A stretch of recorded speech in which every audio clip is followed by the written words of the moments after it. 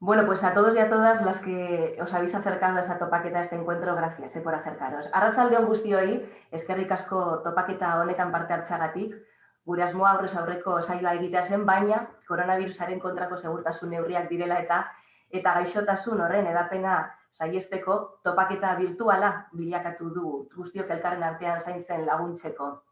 Como decía, gracias a todos los invitados que nos acompañan esta tarde, a todos los que están ya entrando en directo y saludos también a quienes después en diferido pues nos vayan a ver y a escuchar. Os quiero recordar que, por favor, durante las intervenciones de las personas participantes, silenciéis vuestros micrófonos para que podamos seguir la sesión y no se cuelen los sonidos. Vamos además a grabar esta sesión para que cuando acabe la podamos subir al canal de YouTube de la Coordinadora de ONG de Desarrollo de Euskadi y puedan también disfrutarla las personas que nos han podido conectar hoy. También otro dato importante a tener en cuenta y es que solo se graba la imagen de la persona que habla. La imagen de las personas que están en silencio no va a quedar registrada para que lo tengáis en cuenta. Bueno, me presento, mi nombre es Irache Estrada, soy periodista, locutora de radio, presentadora y organizadora de eventos y os voy a acompañar durante este encuentro con los oídos bien abiertos porque ya digo que el nivel de los ponentes es excepcional y además las historias y las experiencias que nos van a contar yo creo que nos van a dejar un pozo por lo menos para la reflexión. Antes de hablar con todos ellos, vamos a tener un par de bloques, vamos a tener un par de expertos en la materia, en género, en igualdad. Vamos a tener luego también otro bloque en el que hablaremos de experiencias, tanto en Amurrio como en otras partes del mundo. Pero antes de arrancar, sí que me gustaría contextualizar un poco tanto el porqué de este encuentro como el momento vital en el que estamos. Y es que ya sabemos que la COVID-19 ha azotado a las sociedades de todo el planeta, ha puesto en riesgo el bien más primario de la naturaleza humana, que es nuestra propia vida. Esta situación ha hecho que desde hace unos meses veamos tambalearse ante nuestros ojos un modelo económico y social frágil.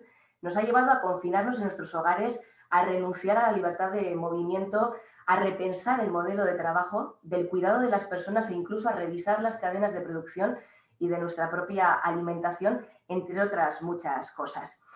La Coordinadora de ONG de Desarrollo de Euskadi, ante la crisis que vivimos y sus repercusiones sociales y económicas en gran parte del mundo globalizado, está alertando del peligro de hacer una lectura incorrecta de las causas y consecuencias de la crisis y apela a fortalecer esos lazos de solidaridad en todo el mundo. Como señala este colectivo de ONG de desarrollo vascas que trabajan en cooperación al desarrollo, hoy recibimos el apoyo cómplice, paradójicamente, de países que sienten nuestro dolor como propio, de quienes en otras ocasiones han recibido nuestra colaboración. Y es que yo creo que todos tenemos muy claro que esta pandemia no entiende de fronteras, los muros han dejado de existir y es una pandemia global. Por lo tanto, aquí la solidaridad entre las personas y los pueblos es de doble dirección. De manera que de la misma forma que hoy somos los países europeos quienes recibimos esa solidaridad, desde aquí también debemos ejercerla con aquellos países más vulnerables donde esta crisis golpea con especial dureza. Lugares donde, por cierto, ya trabaja la cooperación vasca desde hace décadas. Por tanto, ante esta pandemia global, las soluciones que se planteen también deben ser globales y la solidaridad es parte de esa solución a la dramática situación que vivimos. En este encuentro virtual tenemos varios objetivos. Por un lado, analizar el impacto de esta pandemia, el impacto que tiene en la salud, especialmente en la igualdad. Conocemos que sus consecuencias no están siendo las mismas en las mujeres y en los hombres también condicionadas por su clase social, y son ellas además las que sufren unos impactos diferenciados. Pero es que además esos impactos tampoco son iguales en todas las partes del mundo. Vivimos una pandemia global, pero que no afecta a todos los países por igual, ya que en aquellos países más vulnerables están teniendo un impacto pues mucho mayor, bien por tener sistemas sanitarios más débiles, bien por tener menores recursos o por otros muchos factores. Pero esta pandemia también ha hecho saltar las costuras de nuestros sistemas de salud más cercanos, que han estado al borde del colapso y todavía estamos en ese riesgo de colapso y que han demostrado no estar preparados para una pandemia como la actual. Eso sí, y eso lo queremos dejar muy claro hoy, tenemos unos profesionales sanitarios que bien se merecen nuestro apoyo, nuestro aplauso solidario, hoy también desde aquí nuestro homenaje. Están haciendo una labor ingente, pero también es cierto lo que decía, ¿no? Que tenemos una situación sanitaria que no estaba preparada para lo que ha llegado. Esta tarde, además, también vamos a conocer algunas iniciativas solidarias que se han generado tanto aquí en Amurrio como en otras partes del mundo, concretamente en Sáhara, en Colombia, hasta allí nos vamos a ir también hoy, porque están haciendo frente a esta pandemia desde la solidaridad, el cuidado mutuo, la colaboración ciudadana, una solidaridad que afortunadamente ha estado muy presente en estos últimos meses tan excepcionales. Y también quiero adelantaros a todos los que estáis ya conectados o conectándoos que al final vamos a abrir un turno de preguntas por si alguien quiere realizar algún comentario, compartir alguna idea, tiene alguna duda, quiere aportar algo. Así que luego tendremos opción a través del chat o a viva voz de hacer preguntas también a los ponentes que nos acompañan. Bueno, yo creo que hemos contextualizado un poquito el porqué de esta reunión, de esta topaketa. Gaur hemen gaude bizi dugun momentu historikoaren inguruan hausnarketa egiteko, elkarrekin ikasteko eta bizi ditugun giza elkartasun adierazpenak eta elkartasun balioak gure gizartean errotzeko betirako bera daitezen hain zuzen ere. Si os parece, vamos a comenzar, porque tengo ya por aquí un par de invitados con los que quiero hablar. Yo esta tarde también soy todo oídos, vengo a aprender también de quienes saben de todo esto y sobre todo a moderar una charla que yo creo que lo que decía al principio nos va a dejar un pozo para la reflexión muy bueno. Ojalá que de aquí salgan iniciativas o pasos para intentar solucionar la situación que vivimos. Iniciamos un primer diálogo para, como os adelantaba antes, levantar un poquito esa mirada, mirar a la pandemia, hacer una visión global, también de género. Para profundizar en ello tenemos la suerte de contar con dos personas referentes en la materia. Por un lado, y la saludo ya, nos acompaña Amaia Bacigalupe de la Era, experta en salud y género y profesora de la Universidad del País Vasco. Arratsaldeon, Amaia, bienvenida, buenas tardes. Arratsaldeon, te voy a pedir, Amaia, que por favor conectes el audio, porque no te escuchamos ahora mismo. Ahora, Arratsaldeon, Amaia. Eskerrik asko. Arratsaldeon, ¿qué tal estás? Arratsaldeon. Bien, bien, bien, bien. Muy Pues bien. enseguida vamos a charlar contigo y también a un compañero de charla voy a saludar, a Eduardo García Langarica, médico rural durante 40 años, recientemente jubilado y presidente de la Federación de Asociaciones Medicus Mundi España, en cuyo nombre habló, por cierto, en 2016, en la Asamblea General de la Organización Mundial de la Salud. Eduardo, hola, bienvenido. Hola, buenas tardes, León, y gracias. Yo no sé si te tengo que felicitar por la jubilación también, Eduardo. Bueno, es una forma de verlo. ya iba siendo hora también.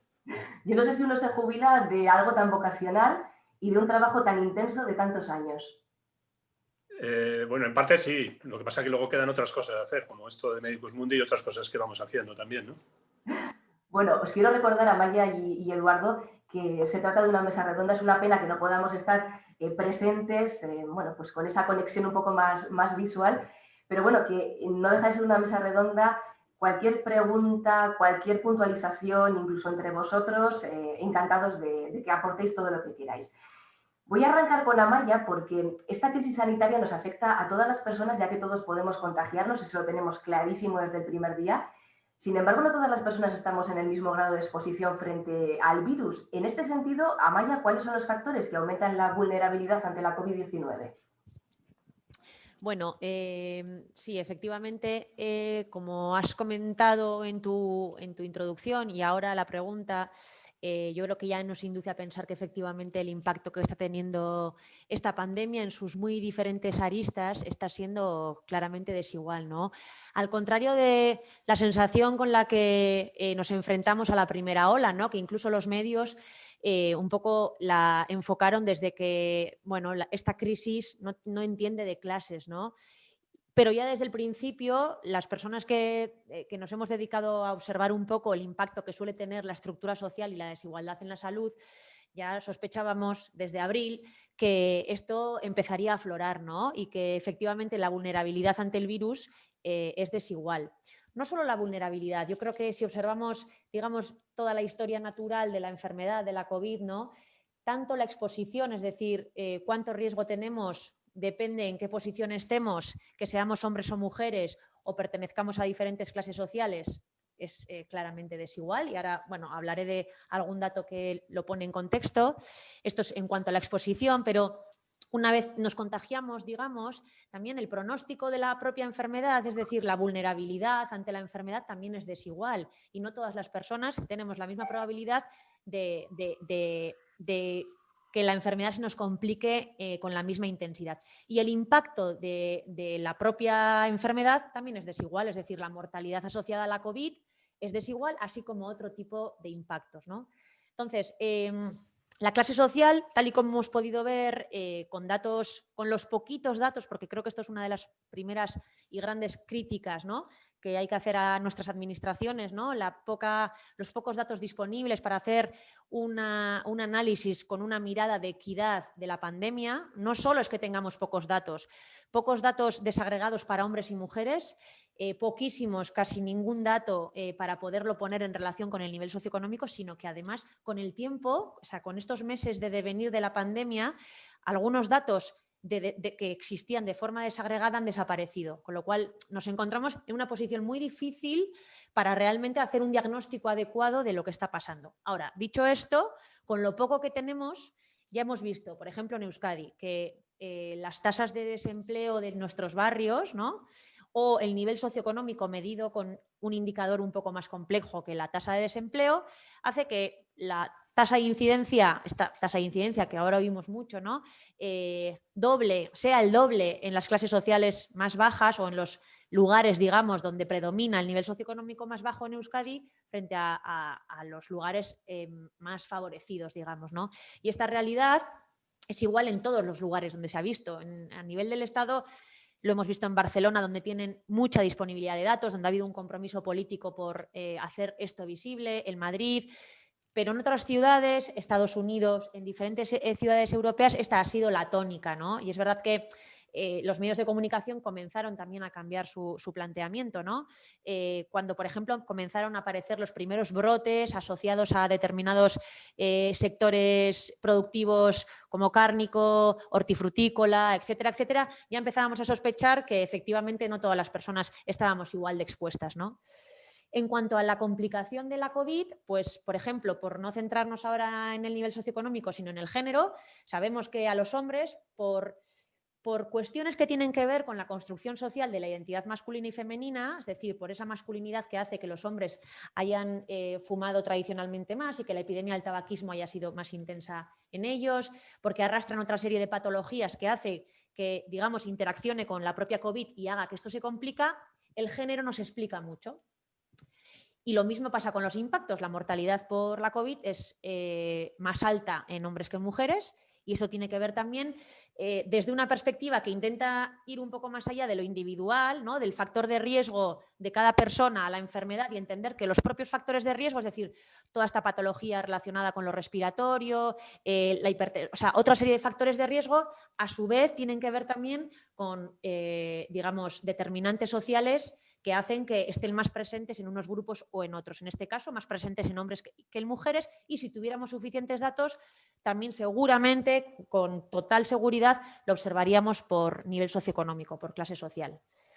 Y a nivel de los impactos, es decir, hemos visto un poco la exposición es desigual, la vulnerabilidad o el pronóstico de la enfermedad también es desigual, y los impactos también son desiguales. Ya no tanto el de la mortalidad, que es como el más, digamos, sanitario o epidemiológico. El resto de impactos que han anidado, digamos, alrededor de esta crisis epidemiológica también son altamente desiguales, ¿no?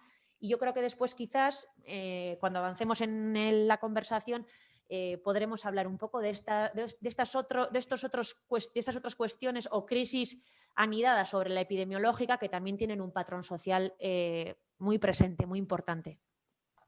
Eduardo, ¿y de qué manera esto se refleja en distintas partes donde trabaja la cooperación vasca? Bueno, como ha dicho muy bien Amaya, está claro que la afectación es diferente, depende de la vulnerabilidad, y depende de una parte de la vulnerabilidad de los países donde trabajamos o los países más empobrecidos. Es el sistema de salud que está más debilitado y que si aquí se nos ha visto las costuras, en otros países pues simplemente ha sido barrido, ¿no? Ha comentado muy bien Amaya que los datos que hay aquí por sexo no están muy bien desglosados, que sí es cierto que hay más mortalidad en hombres que en mujeres. Lo que yo quería dar un dato que ya no comentó, igual pensaba comentar después, en el tema del personal sanitario en concreto. Dado que el 70% del personal son mujeres, el 75% de las afectadas en personal sanitario han sido mujeres, también son un 25% de hombres.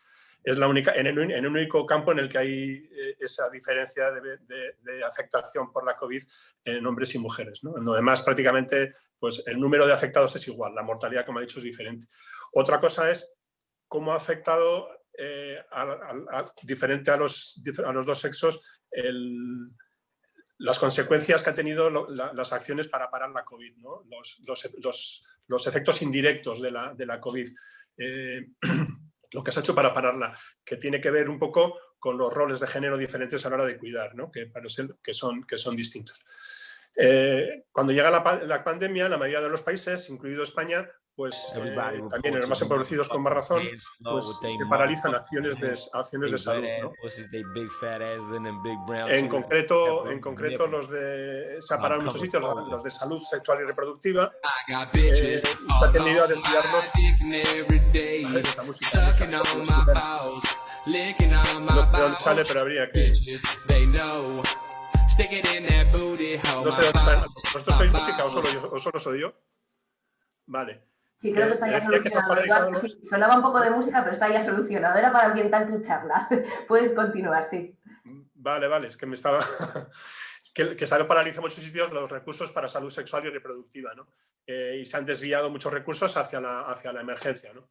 Todo eso ha contribuido o va a contribuir sobre todo al aumento de mortalidad materna, embarazos no deseados, las consecuencias de los embarazos no deseados y también enfermedad de transmisión sexual, incluido el VIH, ¿no?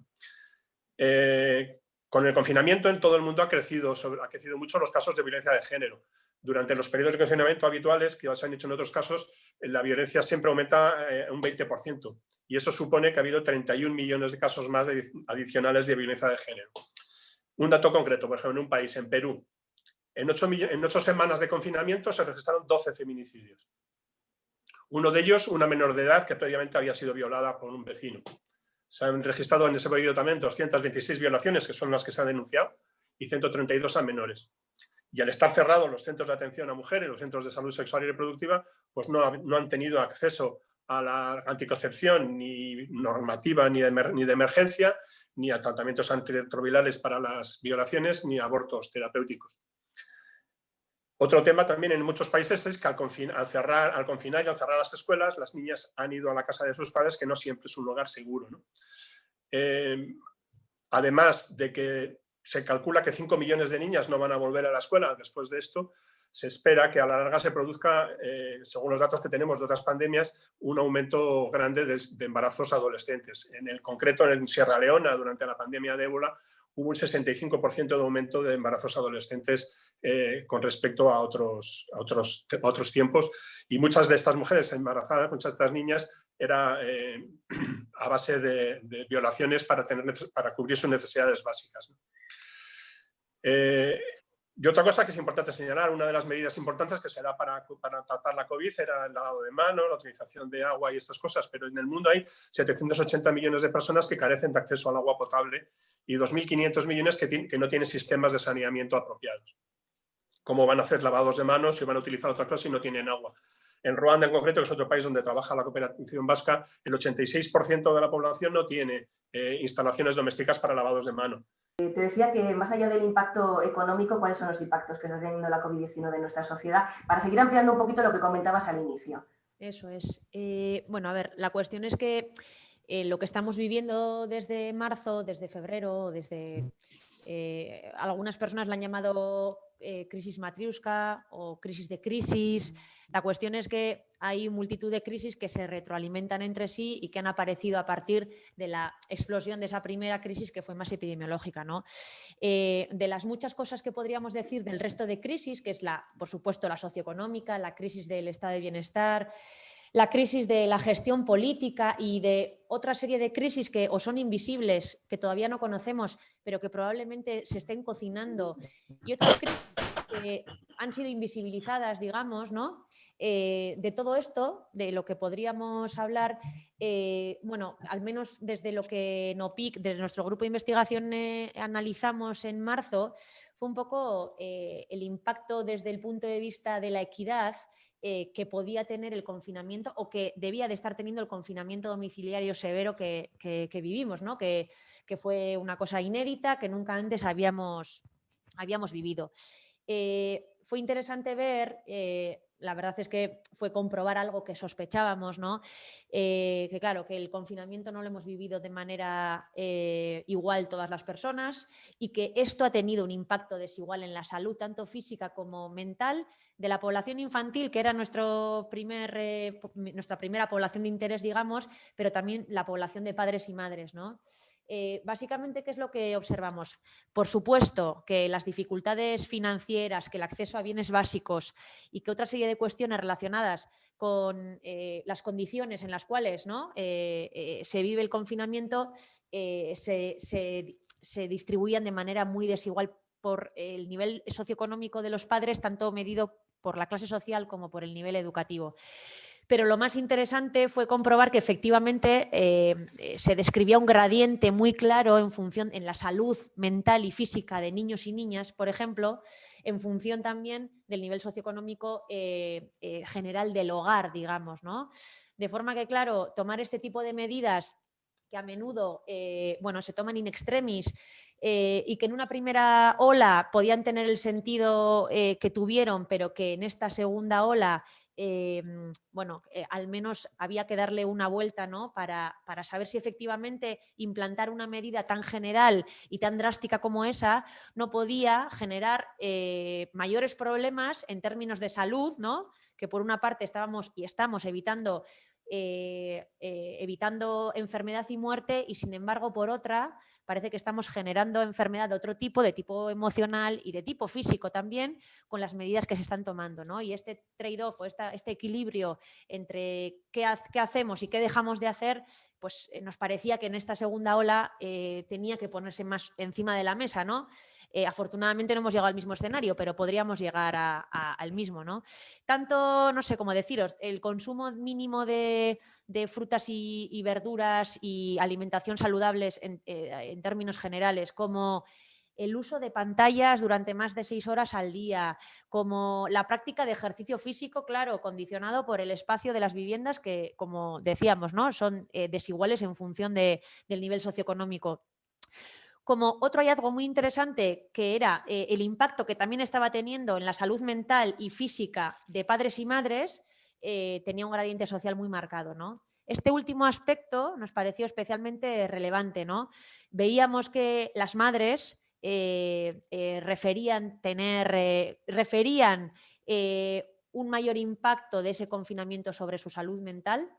Y referían también algo interesante, y es que sospechaban que el impacto que iba a tener sobre su salud mental y física, en este caso, iba a permanecer durante más tiempo, iba a ser más a medio y largo plazo que en el caso de los padres. Claro, detrás de esto, pues como os podéis imaginar, hay muchas cuestiones relacionadas con una asignación desigual de trabajos en función del género, que nos hacía ver que efectivamente son cuestiones que anidan a la crisis epidemiológica, ¿no? Pero que son tan relevantes como la propia crisis primaria epidemiológica que hemos vivido, ¿no? Y que era necesario también tener en cuenta.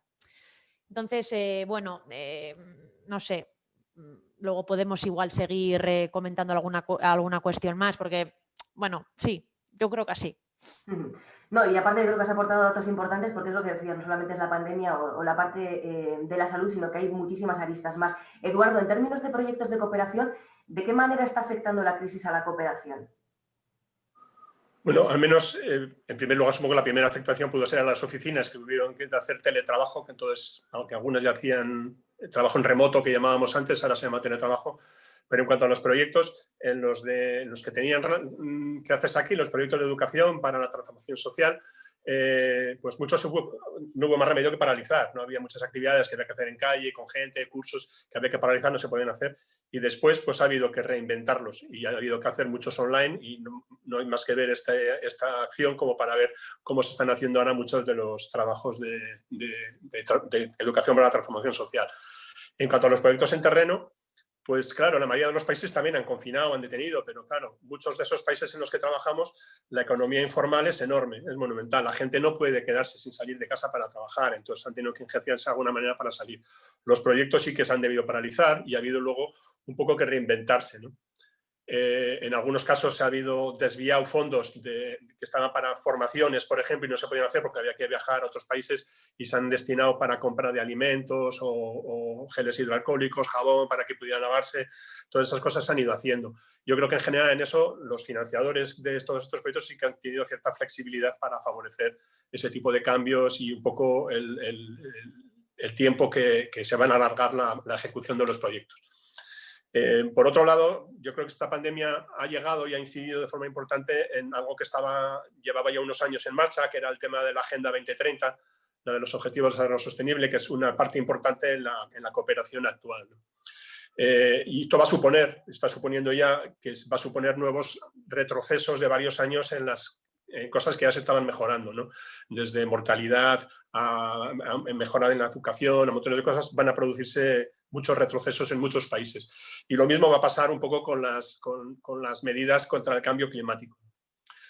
Pero si en torno a estas cosas la COVID nos enseña algo, una cosa importante que nos enseña, me parece que es que si hay voluntad política, las medidas se pueden implantar de la noche a la mañana, como se han implantado de cara aquí. Nos han tenido todos en casa y de repente parece que la contaminación ha desaparecido, ¿no? Las ciudades estaban limpias, no había gas. O sea, que si se quiere y hay voluntad política, se puede implantar del día a la mañana.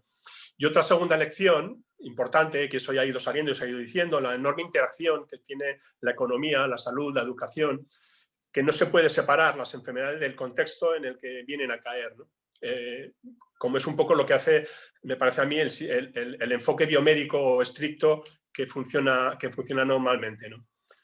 Porque la COVID-19 no está implicada solo a la salud, está implicada, como también ha estado comentando Amaya, la vivienda digna, porque si hay que quedarse en casa, no es lo mismo una casa con 4 habitaciones para 4 personas que una casa con una habitación para 8 personas, ¿no? En otro tema, viendo hoy mismo, hoy es el día 1 de diciembre, es el Día Mundial de la Lucha contra el SIDA, y me parecía interesante traer datos de lo que ha podido pasar a cuenta de la pandemia con respecto a la lucha contra esta pandemia global, ¿no?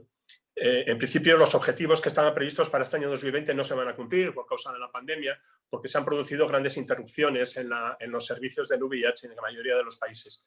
La OMS en concreto ha alertado de que en el 32% de los países la continuidad de los servicios antirretrovirales se ha visto interrumpida al menos parcialmente. Y tampoco quería acabar esta parcela hablando de la cooperación vasca y como yo, de que ya que estamos hablando de salud y cooperación, pues yo no quería dejar de escapar esta oportunidad de señalar que la cooperación vasca, el último dato que tengo yo, en cuanto a cooperación en salud, solo destina un 2% de lo que destina a cooperación. Es la comunidad autónoma que más destina a cooperación por habitante, pero es la que menos porcentaje de esa cooperación destina a cooperación en salud.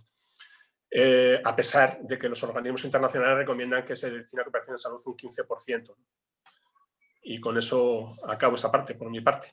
Por lo tanto, Eduardo, entiendo que al final la COVID lo que ha hecho ha sido eclipsar otras necesidades, ¿no?, que se están viendo afectadas. Sí, claro, al destinar todos los fondos todos los trabajos hacia la epidemia, pues han ido tapándose. Yo espero que, claro, yo los datos que tengo de la cooperación vasca del 2% creo que son de 2018.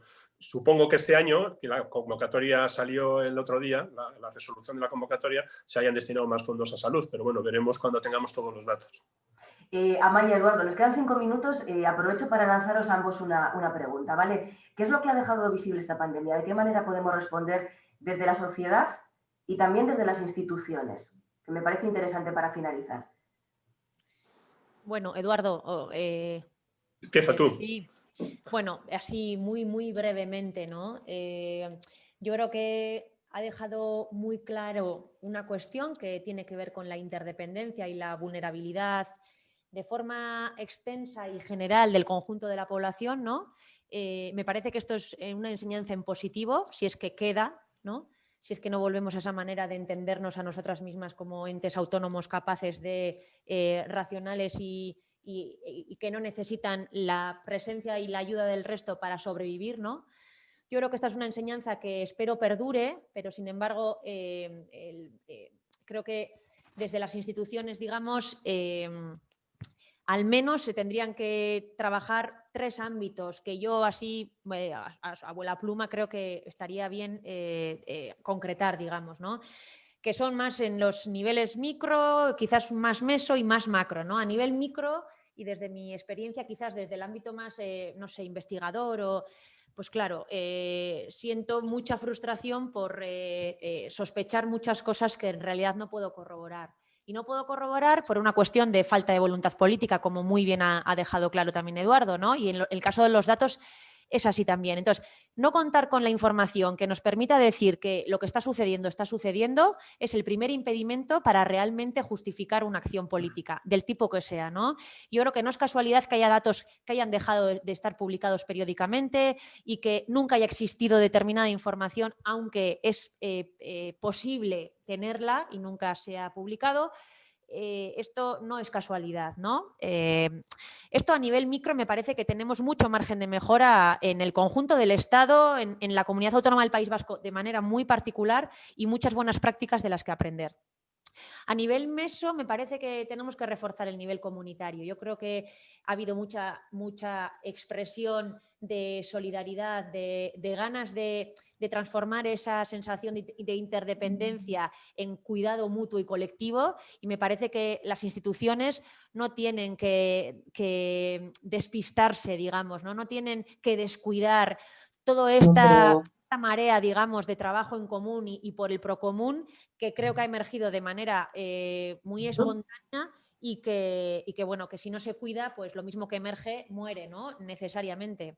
Y luego a nivel estructural, pues efectivamente necesitamos gobiernos que estén comprometidos y que entiendan que la pandemia no es una cuestión que se pueda resolver solo desde una mirada biomédica, que creo que la composición de los comités de personas expertas que están gestionando esta pandemia, no solo que tienen un altísimo sesgo de discriminación de género por la baja presencia de mujeres, sino que están formados por un perfil altamente epidemiológico y biomédico, lo cual no está mal, pero no es suficiente.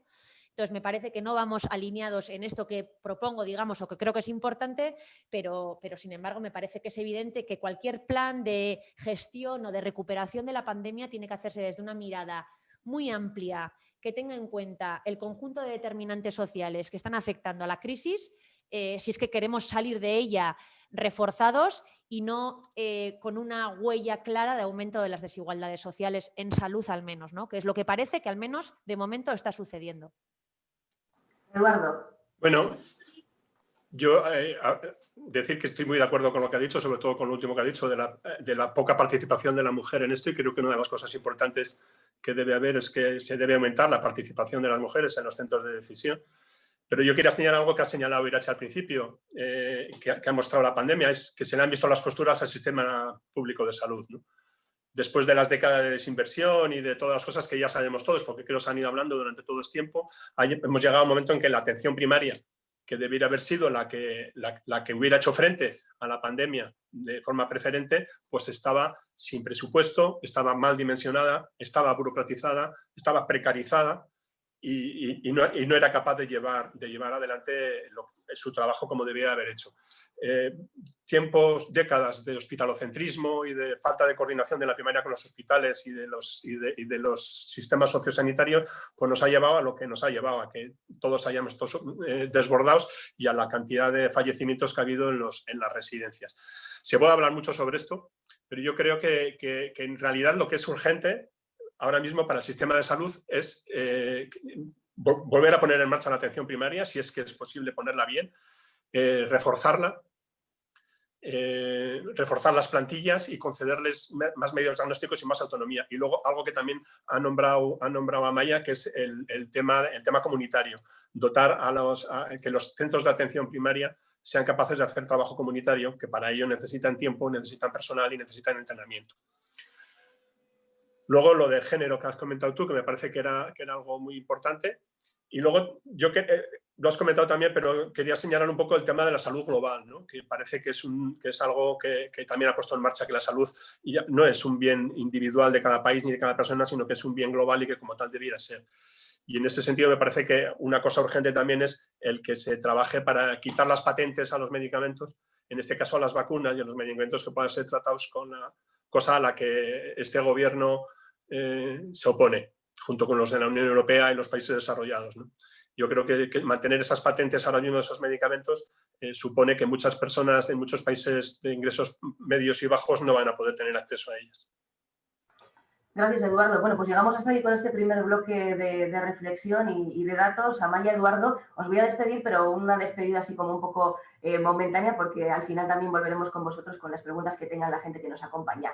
Vamos a arrancar un segundo bloque que también va a ser muy interesante porque vamos a conocer iniciativas solidarias que durante estos meses han surgido, pero aquí en nuestro entorno y también en otros lugares del mundo. Vamos a estar en Colombia, vamos a estar en Sáhara, pero también vamos a conocer expresiones de solidaridad que han dado fruto en esta pandemia de manera quizás individual o como organizaciones formándose en redes. Hay muchas, hemos querido invitar a algunas de ellas, pero en cualquier caso, gracias a todas por vuestra contribución. Vamos a arrancar precisamente en lo local, en Amurrio, y es que comenzaba a funcionar con la llegada de la COVID-19 una red de voluntarios vecinas de Amurrio en coordinación con el ayuntamiento que han estado apoyando a toda la ciudadanía durante el confinamiento. Yo he tenido el placer de hablar con Imanol Llano, portavoz de esta red, en más de una ocasión durante también el confinamiento, la primera ola, en esta segunda ola todavía están ahí echando una mano a quien lo necesita. De verdad que ha sido muy intenso y de agradecer todo lo que habéis hecho. Imanol, Arratsaldeon, bienvenido, buenas tardes. Arratsaldeon a todos, bienvenido. ¿Qué tal estás? Bien, bien. Aquí, después de oír a Maya y a Eduardo, la verdad que me he encogido un poquito. No sé cómo, porque al final, bueno, ellos han estado hablando verdaderamente a nivel global, a nivel, a grandes rasgos.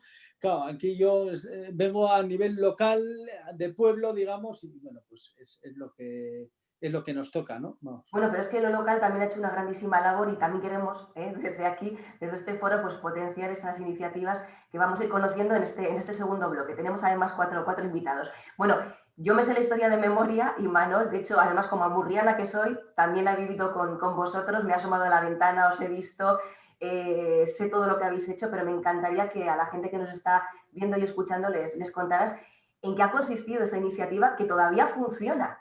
Quizás no tan intensamente como al principio, pero todavía funciona y de hecho nos hablan ya de una tercera ola que no quiero ni pensar en ello, pero bueno, si hubiera que activarla al 100% volveríais. Cuéntanos. Bueno, pues nada, nosotros en concreto somos un grupo de montaña de culo inquieto, la verdad, y la verdad que bueno, pues cuando empezó todo aquello en marzo, porque estamos hablando de marzo, no sabíamos ni la mitad de lo que sabíamos ahora, de lo que sabemos ahora, y la historia es el que, bueno, pues empezó que se nos caía a nivel de Amurrio, se nos caía el mundo con todas las informaciones, todas las redes al rojo vivo, y bueno, dijimos, nos juntamos el grupo de trail y bueno, pues que había que hacer algo para echar una mano, era momento de echar una mano, de arrimar el hombro y de hacer un poco pueblo, ¿no? Y nada, pues, pues nos pusimos a ello, estuvimos hablando con el ayuntamiento y nada, y fue a partir de ahí es cuando empezamos a generar una red de voluntariado a la hora de lo que queríamos hacer es echar una mano al que no podía salir por cualquier circunstancia, sea mayor o tenía problemas de salud o lo que sea, echarle una mano de llevarle pues, lo que es la comida o la farmacia o lo que sea, ¿no? Y con eso, bueno, pues con esa historia estuvimos hablando con el ayuntamiento y nada, pues el ayuntamiento, la coordinación con el ayuntamiento ha sido al 100% y bueno, lo que hicimos es estuve a partir de ahí entramos en las reuniones del gabinete de crisis, digamos, de Amurrio y bueno, pues lo que hicimos es generar una red de voluntarios que al final, bueno, pues la generamos a nivel de redes sociales, de WhatsApp, del boca a boca.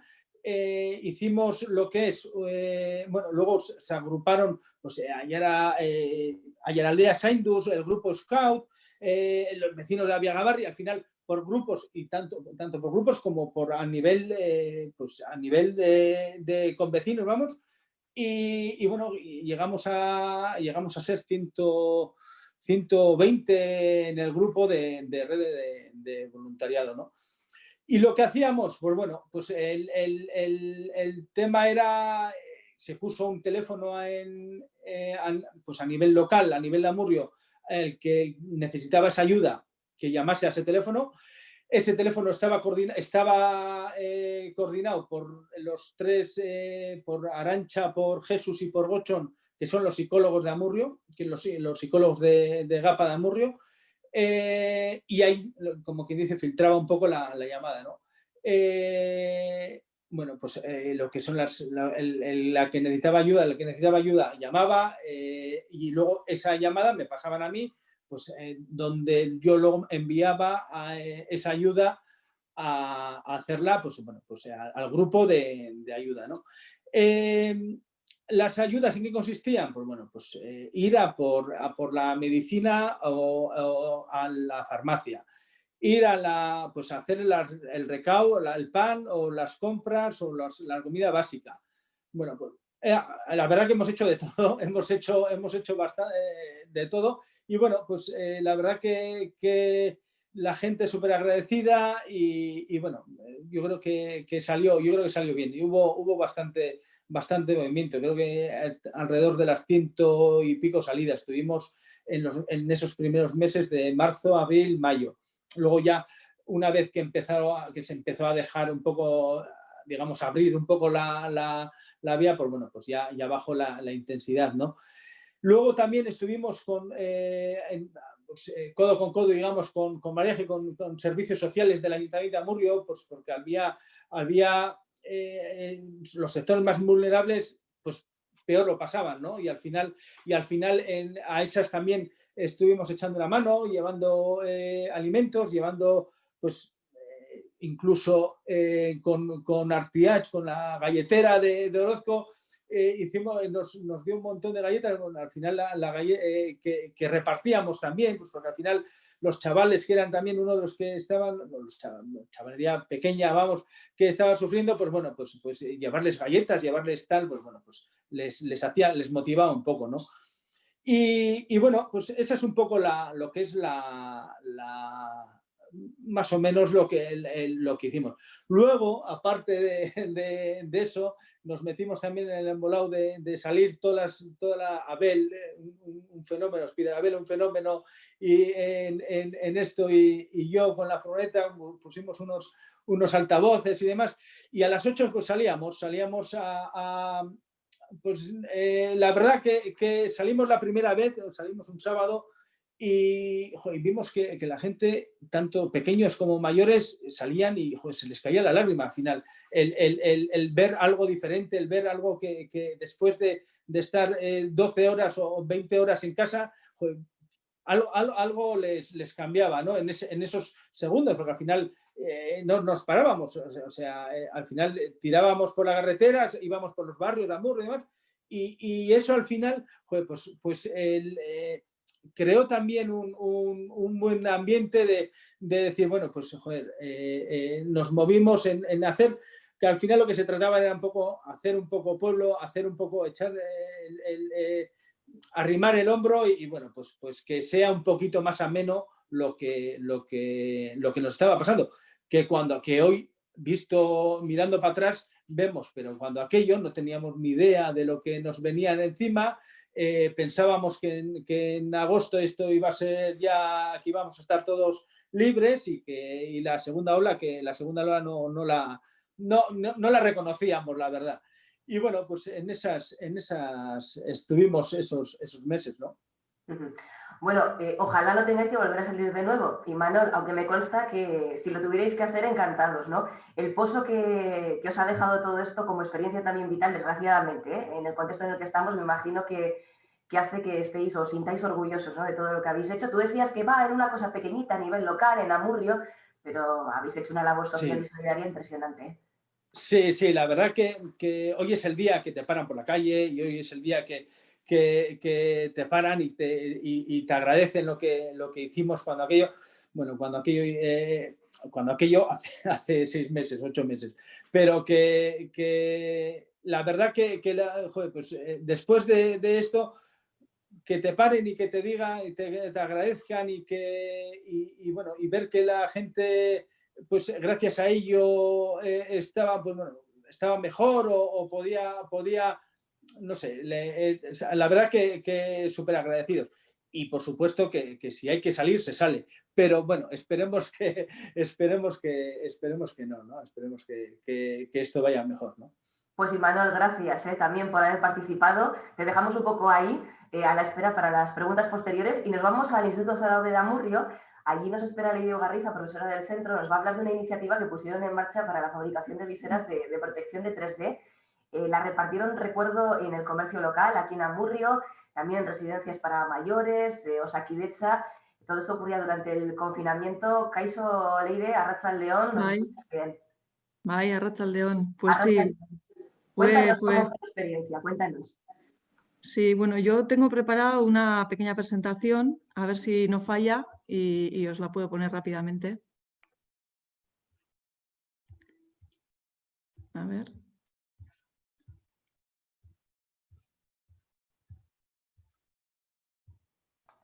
¿Sí? ¿Lo veis? ¿Lo veis bien? Ahí está, ahí está. Sí, sí, se ve.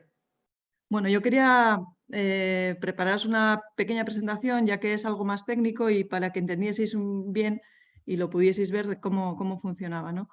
Bueno, la verdad que nosotros, a mí me pilló esto de sorpresa, estando pues confinado como todos, y de repente pues me llegó la noticia por el móvil, ¿no? De que estaba surgiendo algo pues como si fuese, no sé, que iba creciendo poco a poco y yo dije, ostras, que quizás como instituto podemos participar en ello porque tenemos tanto el equipamiento como el material, ¿no? Y bueno, pues dije, pues esta es la mía y entonces pensé, bueno, antes de decidirme, pues hablé con dirección y con profesorado de formación profesional del instituto y dije, bueno, ¿qué? Participamos en todo esto, que estamos viendo movimiento y que además podemos echar un cable en esto y pues sí, y valoramos pues diferentes opciones, tanto una de ellas era pues fabricar todo lo que era la visera y demás en lo que es el instituto y otra opción era pues coger todas las máquinas que teníamos y todo el material y llevárnoslo para casa, ¿no? Y fue esta segunda opción la que elegimos.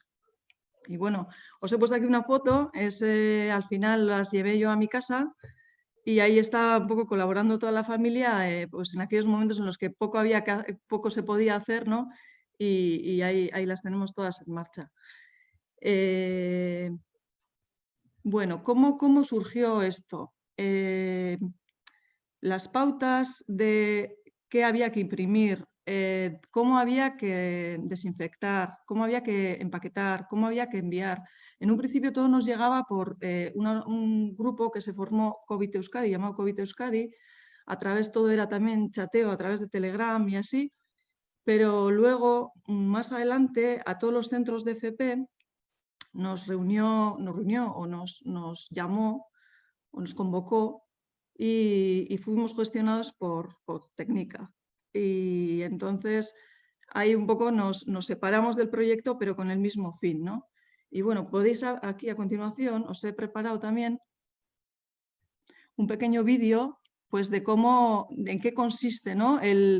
la creación de esas viseras. Esta sería la diadema de plástico, es como si fuese una churrera en la que se va fundiendo el material, que en este caso es plástico, y lo que va haciendo es como si fueran capas, y va montándose una capa encima de otra capa hasta crear lo que sería el elemento. Bueno, es un vídeo muy cortito y ahí ves. Es verdad que fue mejorando el diseño. O sea, es que era en cuestión de horas. Nos llegaba un modelo, luego nos decían que no, que yo qué sé, Basurto ha dicho que por aquí que entra, que sale demasiado aerosoles, tal y cual, que bueno, y fuimos poco a poco modificando ese prototipo y tenemos pues diferentes. Ahora voy a pasar a la siguiente. Y bueno, y como veis, ahí os he querido enseñar uno de las primeras viseras que está ahí representada. Y luego aquí a mano derecha pues veis que el modelo pues fue cambiando. Y bueno, os he querido traer esta fotografía porque fue una de las primeras personas, es una trabajadora de la residencia de Artziniega y fue una de las primeras personas en utilizar estas diademas y estas pantallas. Y os he querido poner también un poco el vehículo porque fue bastante rocambolesco la forma de distribución. Bueno, y Manuel ya nos ha contado en Amurrio cómo se hizo, que imagino que también pantallas quizás también distribuirían, no lo sé. Y bueno, pues ahí tenéis la día en la puerta de mi casa, otro día había un taxi, otro día me iba yo con el coche y bueno, fue un poco así.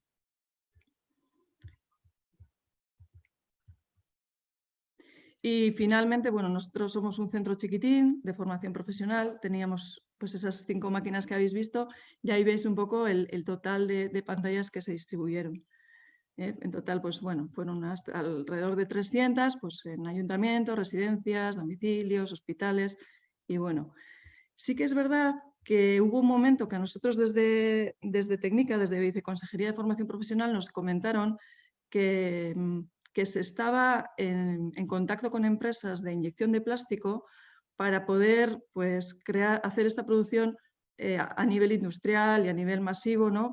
Porque es verdad que era un poco artesanal todo este trabajo, cada pantalla, no sé, Imanol, lo que tardaría hacer cada una, pero yo tardaba bastante tiempo, 1 hora y pico, casi 2 horas a veces, y bueno, pues en parte fue un alivio, ¿no? El tener esa ayuda. Y bueno, y para terminar, pues comentar que nuestro proyecto finalizó ahí, porque ya a mediados de mayo así nos dijeron que teníamos que volver a reincorporarnos y a darle comienzo al curso de forma presencial y entonces ya no teníamos más tiempo para otra cosa, ¿no? Y fue pues organizar la vuelta a clase de forma presencial. Y quería dar las gracias, bueno, hay una parte de docentes del Instituto Zaraove, también hay personal de limpieza, hay conserjes y darles un poco las gracias también a ellos que hicieron posible, pues como ahí pongo, pues esa nueva normalidad, ¿no? Entre comillas, y de posibilitar pues dar las clases a través de forma telemática y toda aquella experiencia diferente, ¿no? Para todos. Y eso es un poco todo. Si luego me queréis hacer alguna pregunta, pues... Pues Leire, interesante, no, lo siguiente. Sí. Yo creo que, bueno, un proyecto de verdad que ha ayudado muchísimo, sobre todo al principio, cuando estábamos, como tú decías, todos un poco despistados y no sabíamos cómo iba a evolucionar todo esto. Bueno, nos quedan 10 minutos, pero vamos a irnos a un par de partes del mundo, al Sáhara y a Colombia.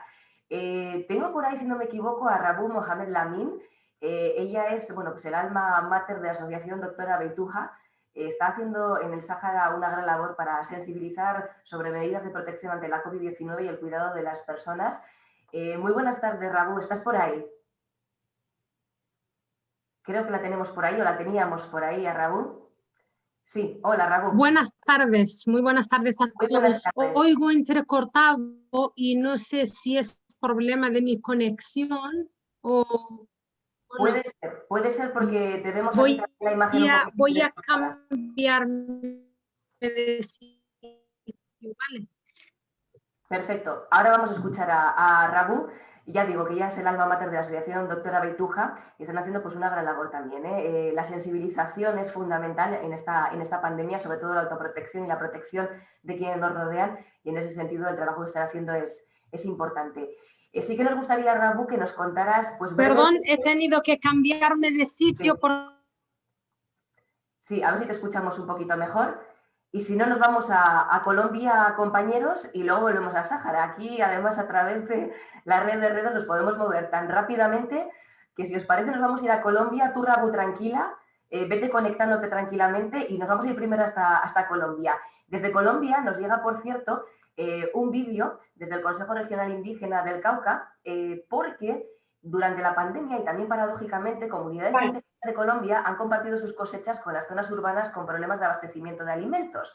Desde allí nos envían este breve vídeo, así que vamos con el compañero y enseguida volvemos a Sáhara.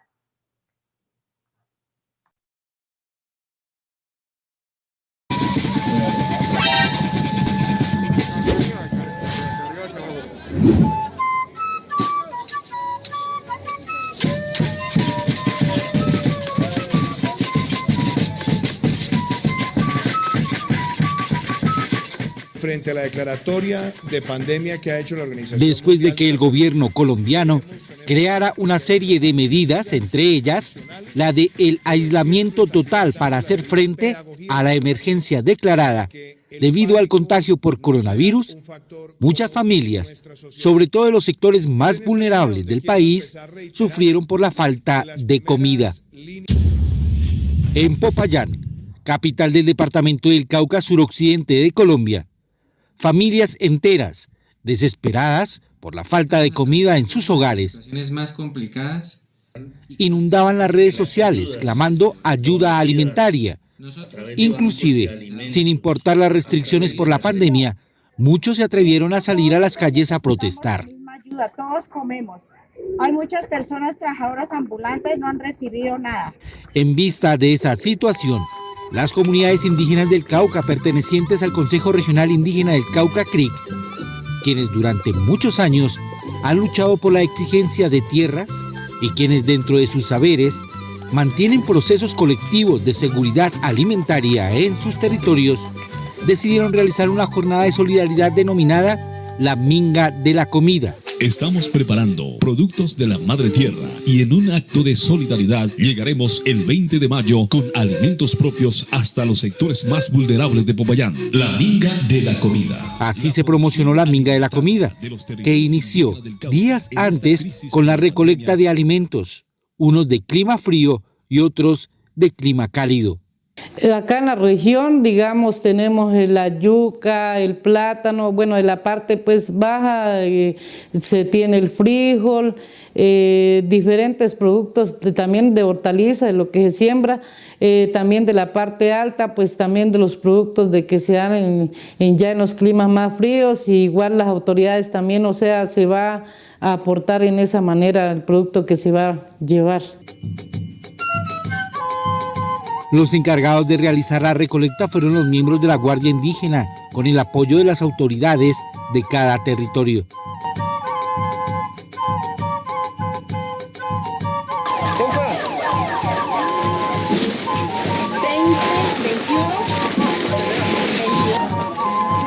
Estamos vinculando a esta minga con una ayuda humanitaria a la población más vulnerable de la ciudad de Popayán, en este ejercicio de gobierno propio, en coordinación con nuestras autoridades, comunidades y dinamizadores de nuestra organización.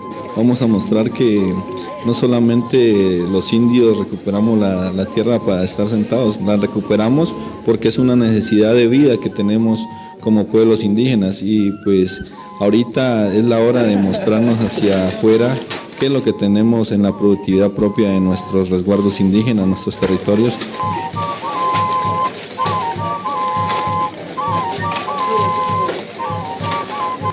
La Universidad Autónoma Indígena Intercultural UAIN fue el centro de acopio, donde la Guardia y demás comuneros alistaron con dedicación cada mercado.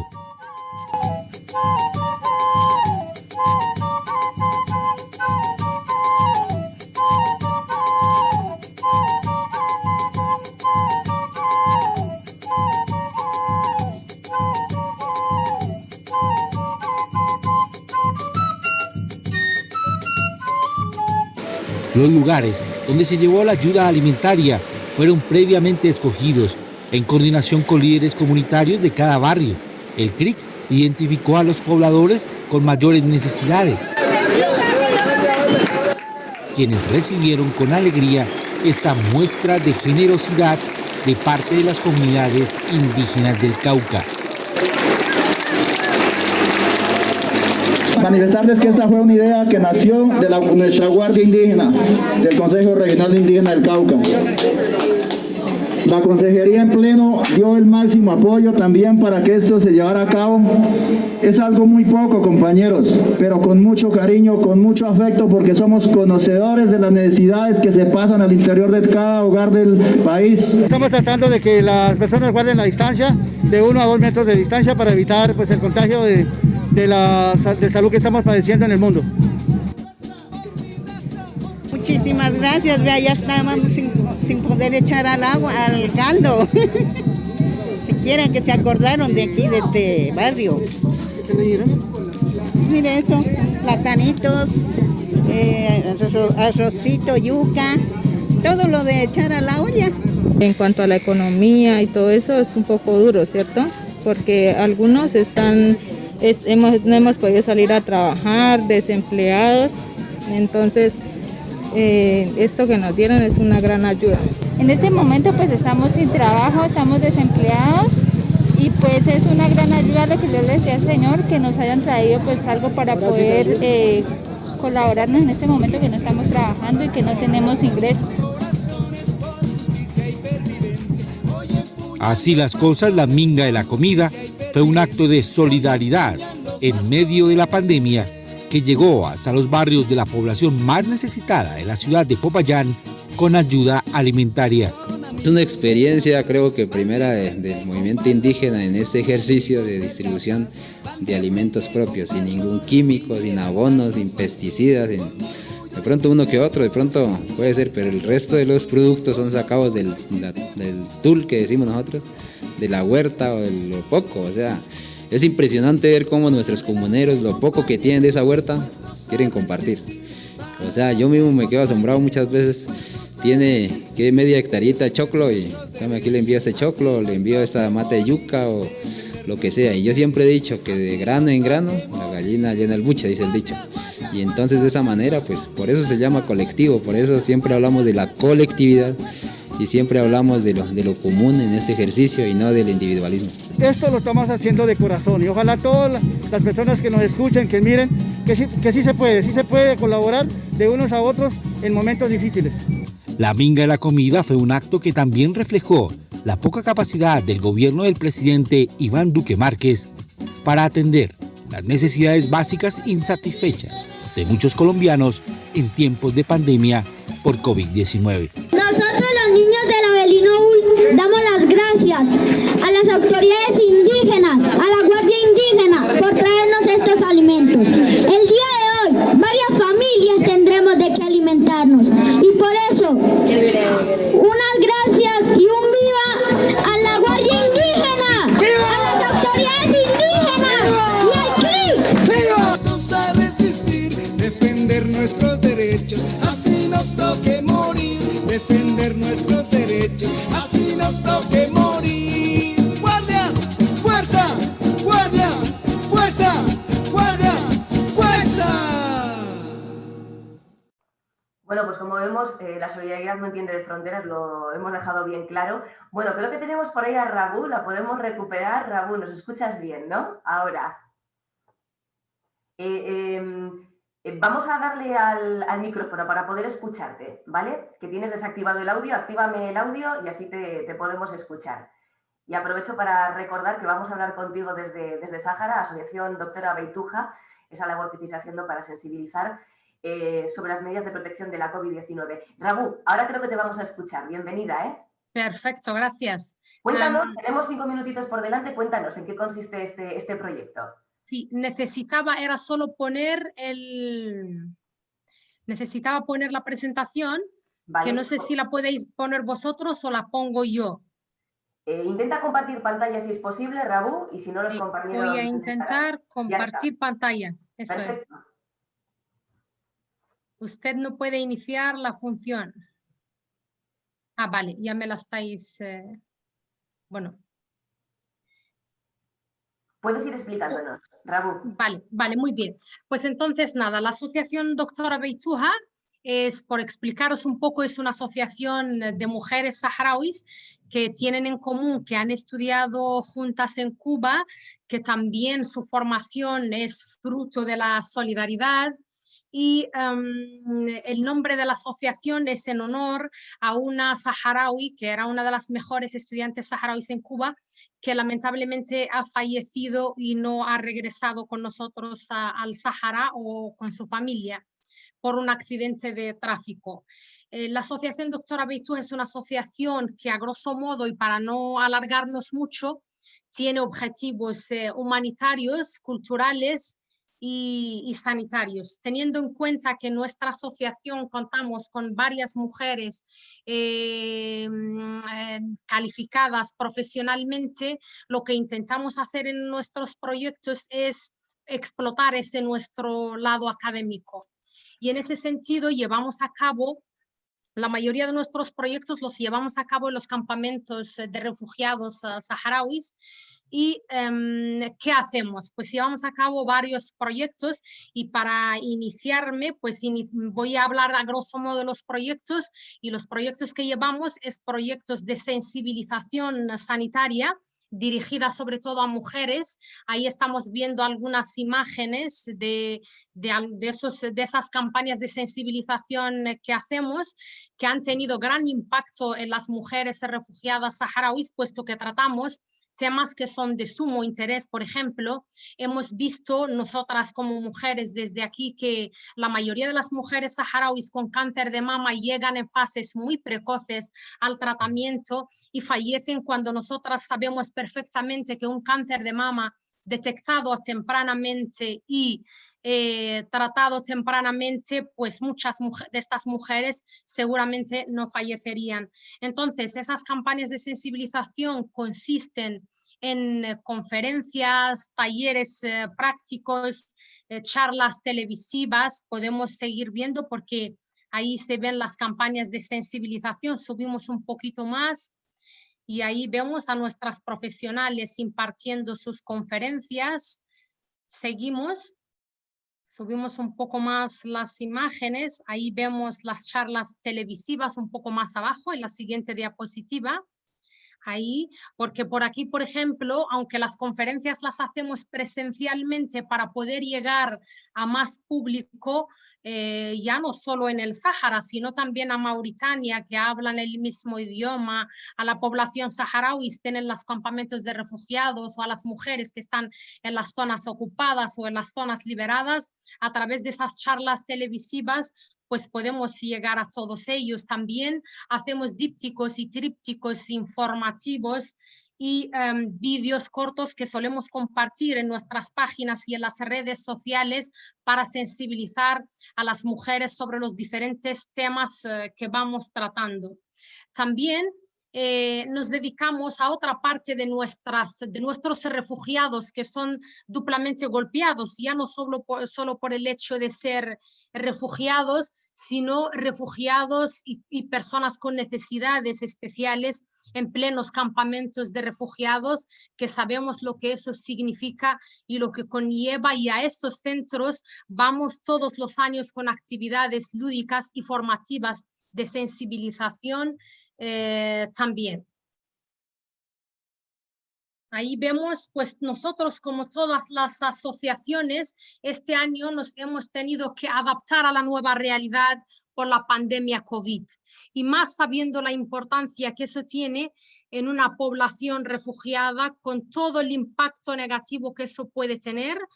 Pero los saharauis refugiados siempre hemos tenido la prevención como un arma. Como no tenemos recursos ni sanitarios ni materiales para hacer frente a ninguna pandemia, siempre nos hemos refugiado en la prevención, porque no nos podemos dar el lujo de llegar a un diagnóstico y mucho menos un tratamiento, porque no contamos con los medios necesarios. Entonces ahí nuestra asociación, como una asociación humanitaria y sanitaria, tuvo que jugar un papel muy importante en la pandemia. Hemos puesto a disposición de nuestro Ministerio de Sanidad nuestros recursos humanos para hacer aquello que nosotros hacer perfectamente, que son las campañas de sensibilización. En este caso, para la COVID-19, hemos preparado talleres, hemos donado para que se compre el material necesario para paliar la COVID en los campamentos de refugiados. Hemos sensibilizado a nuestra población a través de talleres, conferencias, pequeños vídeos de sensibilización sanitaria que también hemos compartido en nuestras páginas y en las redes sociales. Y también hemos puesto a disposición de nuestros refugiados todos nuestros recursos humanos en la diáspora, ya no solo en los campamentos, sino en la diáspora, porque a través de la telemedicina, y podéis creer que nuestros teléfonos han estado funcionando 24 horas por día para poder atender a todas aquellas personas que se les puede dar recomendaciones a través de la telemedicina. Como asociación también cultural que somos, ahí se ven algunas imágenes divulgando nuestra cultura y recaudando fondos para poder seguir haciendo nuestros proyectos. Nuestra asociación también ha tenido una proyección hacia afuera porque hemos participado en encuentros internacionales como es la Asamblea General, la Asamblea Mundial de la Salud de los Pueblos celebrada en Bangladesh, y hemos hablado también de nuestra experiencia como pueblo y como asociación. También vemos en la diapositiva siguiente que hemos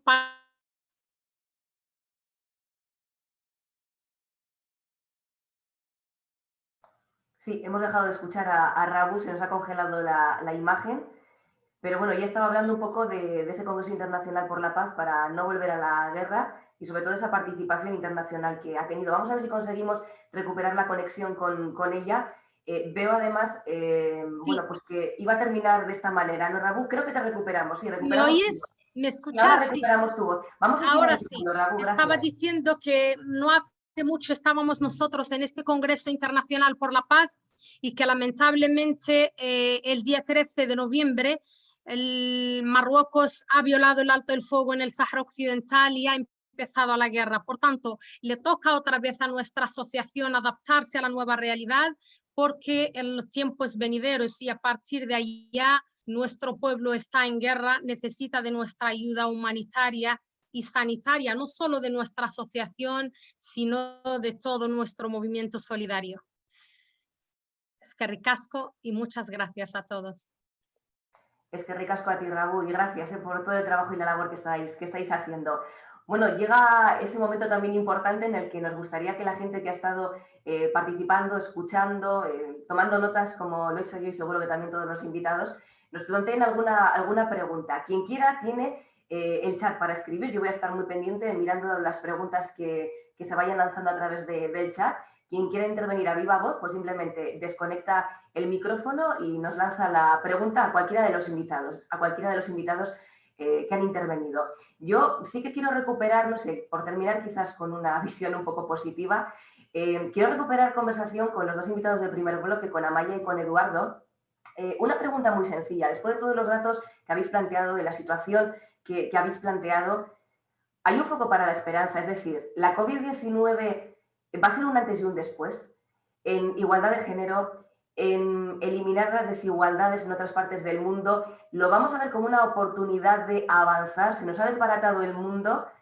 ¿Vamos a enfocarnos ahí, en mejorar, o al contrario, caeremos en la misma piedra? Es decir, ¿vamos a ir hacia atrás o nos vamos a quedar en el inmovilismo? No lo sé.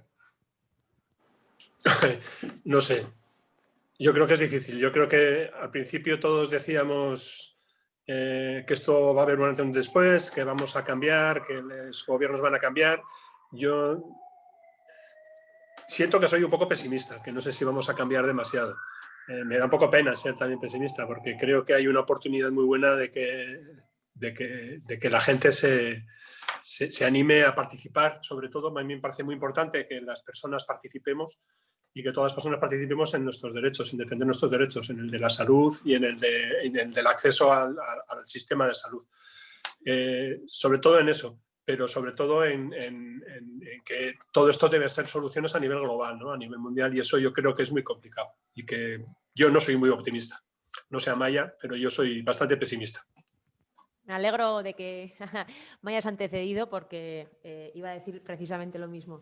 Yo soy poco optimista, lo fui algo al principio, pero ya hace tiempo que no lo soy.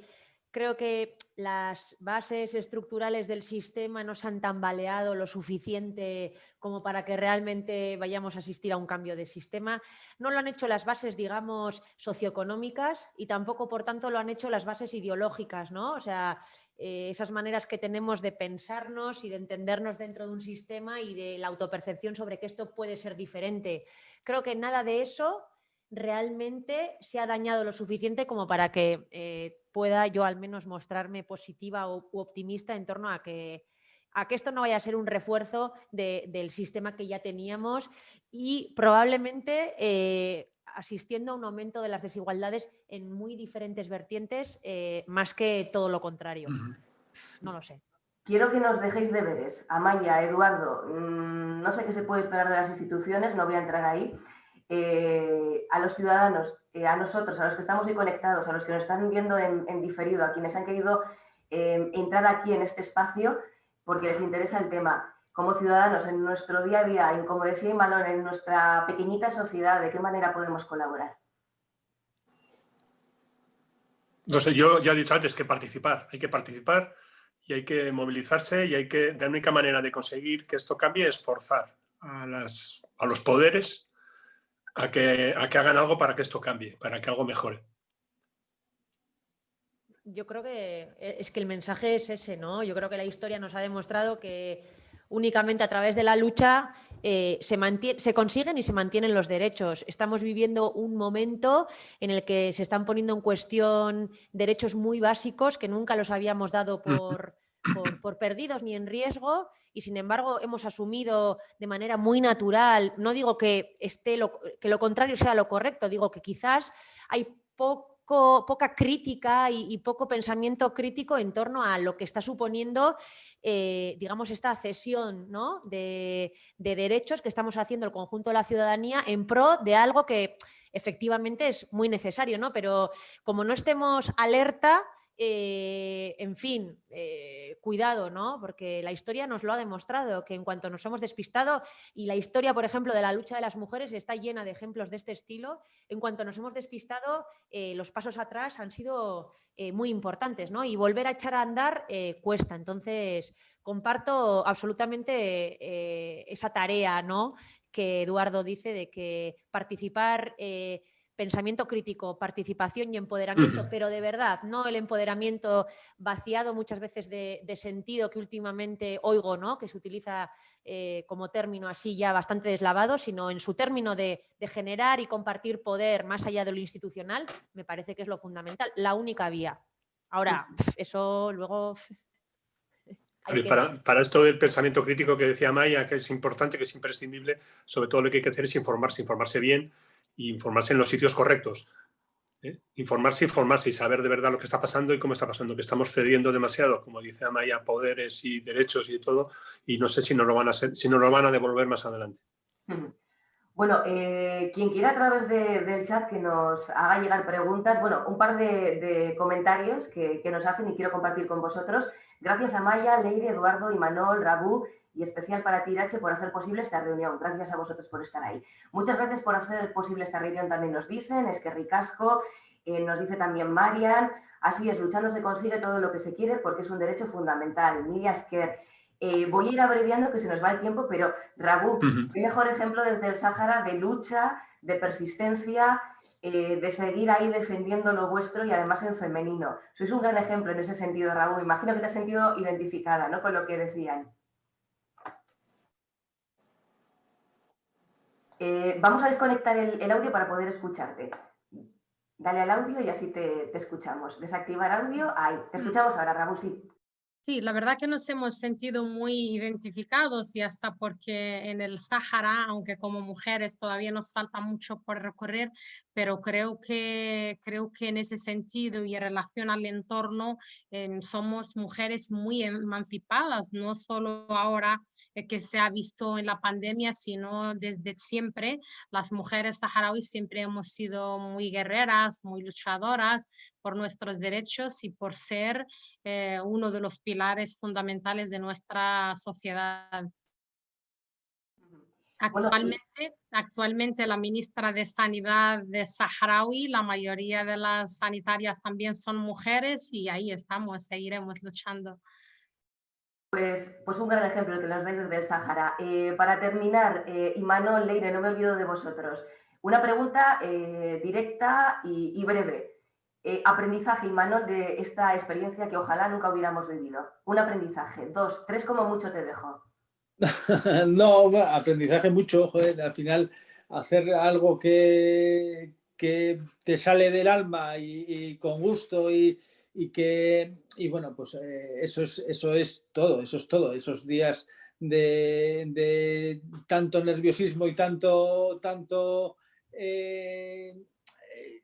estrés, bueno, pues de ahí también se aprende algo, ¿no? Y bueno, pues en lo que a mí me respecta, bueno, pues sí, sacar conclusiones buenas, malas, y de las malas intentaremos mirarlas para ver cómo se puede retocar, pero bueno, y tirar para adelante, claro, por supuesto, tirar para adelante. Leire, de ese trabajazo que os habéis pegado del Zarao Instituto A, ¿qué aprendizaje sacamos? Me imagino que para empezar, si hubiera que repetir, se repetiría, ¿no? El trabajo. Sí, claro. Sí, eso es verdad. ¿Y qué se ha aprendido? Pues que todo el mundo puede aportar, que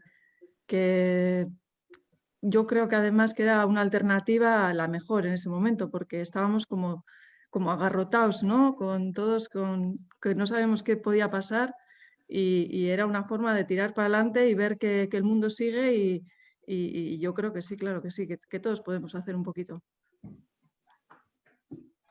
Bueno, pues vamos a ir concluyendo. Permitidme que lo haga con una reflexión que además me gusta mucho, porque hace ya un tiempo el sociólogo polaco Zygmunt Bauman afirmaba: más que en ningún otro momento de la historia, la humanidad se encuentra frente a una encrucijada. Un camino conduce a la cooperación y otro a la extinción social. Ha llovido mucho desde entonces, pero no sé, quizás hoy nos encontremos en una situación similar. Bueno, por ello aprovechemos, creo que podríamos casi terminar así o concluir así, aprovechemos esta sacudida para apuntalar los valores que queremos que sostengan nuestra sociedad, cambiemos su rumbo, dejemos caer lo irrelevante, lo superficial, para construir una nueva sociedad mejor para todos y todas, y en todos los lugares a nivel mundial. Con esta actividad esta tarde, con este buen rato que hemos pasado de charla, esperamos haber contribuido con todo ello o a todo ello. Como nos han demostrado hoy, es necesario pasar a la acción. No nos podemos detener ni un minuto, es ponernos en marcha, de lo individual a lo local y de lo colectivo a lo global. Penaldiz, baina amaitu dugu saioa, eskerrik asko gaurko jardunaldia konektatu zareten guztioi. Galdera askorekin etxera joatea espero dugu, baita erantzun batzuekin ere. Eskerrik asko Amaia, gracias Eduardo, mila esker Imanol, eskerrik asko Leire, gracias Rabu. Ha sido un placer teneros aquí, de verdad que yo he disfrutado muchísimo con todo lo que nos habéis contado. Espero que quienes están en directo también, quienes nos vean varias veces a través del canal de YouTube también, y que gracias a la coordinadora de ONGs de Euskadi también por haberme permitido estar aquí con vosotros, al Ayuntamiento de Amurrio por este bonito encuentro. Aunque sea virtual, ha sido una suerte poder estar moderándolo. Gracias también a la Diputación Foral de Álava y a la Agencia Vasca de Cooperación para el Desarrollo por colaborar con la actividad. Os esperamos en próximos encuentros, ojalá ya puedan ser presenciales, que incluso nos podamos abrazar, sería señal de que todo va mejor. Hasta entonces, pues nada, cumplamos las normas, actuemos con responsabilidad, cuidémonos. Hurrengora arte, izan zoriontzu eta asko zaindu. Besarkada handi bat. Gracias a todos, un abrazo.